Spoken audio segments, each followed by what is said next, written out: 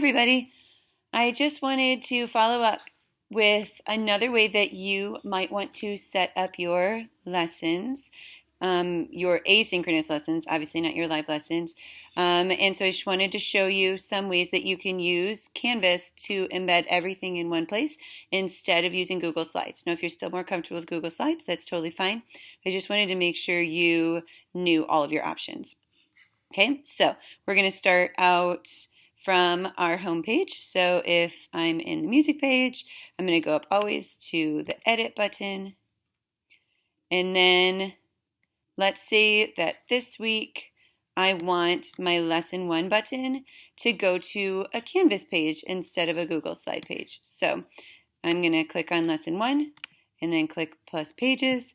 And this is where I can just add a new page. So maybe I'm going to call this, like, let's say, week 1, December.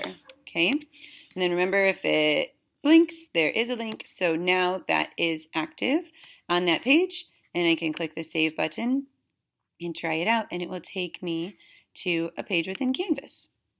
Okay. So now I have this fresh Canvas page.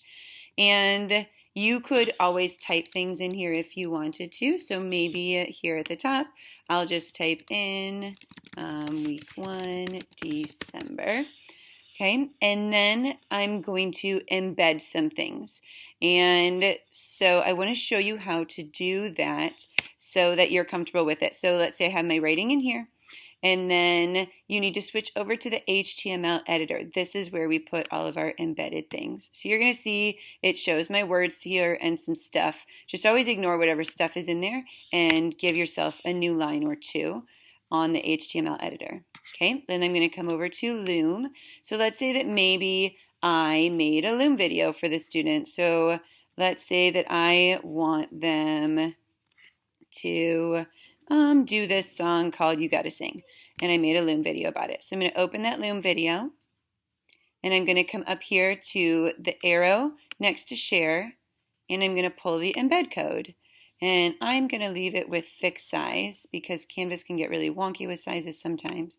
So I'm going to copy that code, come back over here, and paste it right into my Canvas page. Then I'm going to do a couple clicks, and then maybe next I want the students to watch a YouTube video. So this is the YouTube video, the 12 Days of Christmas, that I want them to watch. I'm going to come here to share, and I'm going to pull the embed code again. So this time it's a little bit longer, and I can pull it down here. Now, if you wanted to just show part of the video, you could click this button and have it start at a certain time, which is a nice option too. Okay, so I've got it all highlighted. I'm going to copy it, bring it back over to Canvas, and paste it in.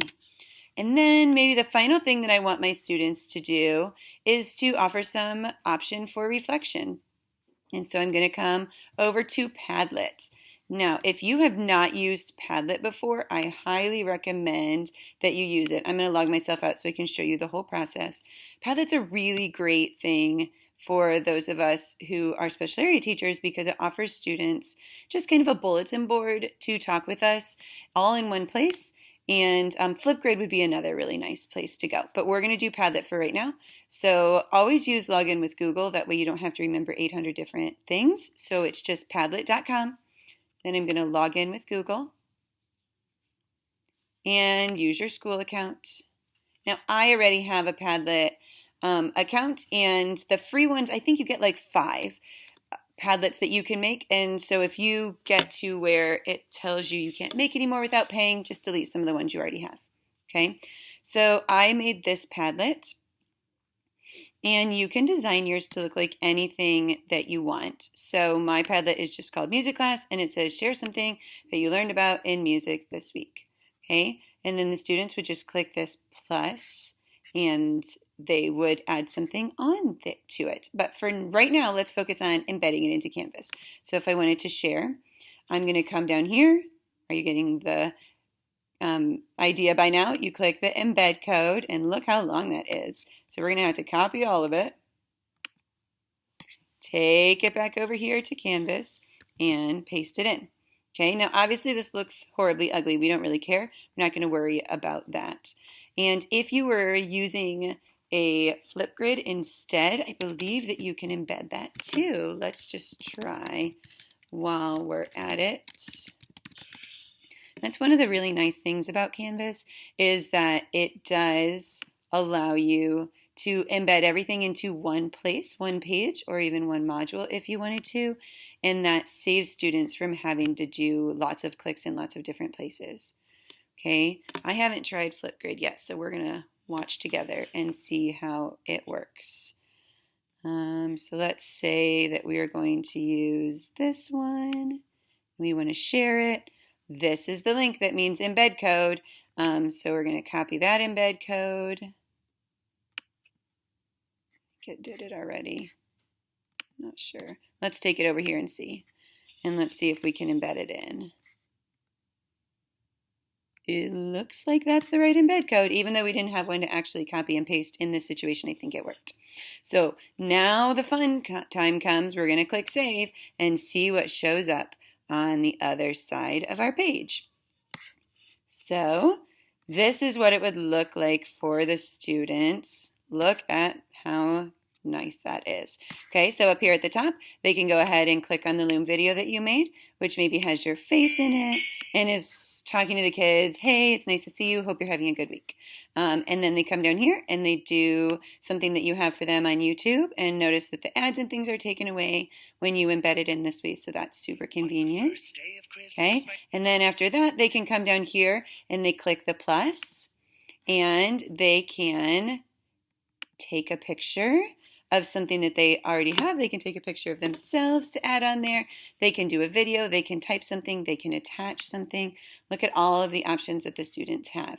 So let's say that you want them to just type something. So maybe they're going to say, see if it'll, December 1st. And then they can say, today in music class, I really enjoyed watching the Pentatonics.